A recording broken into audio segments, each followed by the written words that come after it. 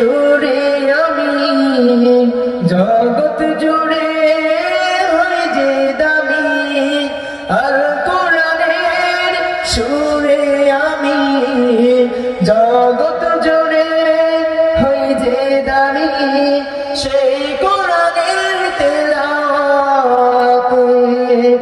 আকুল হতে মন প্রভাতে সেই কোরআনের তেলাওয়াতে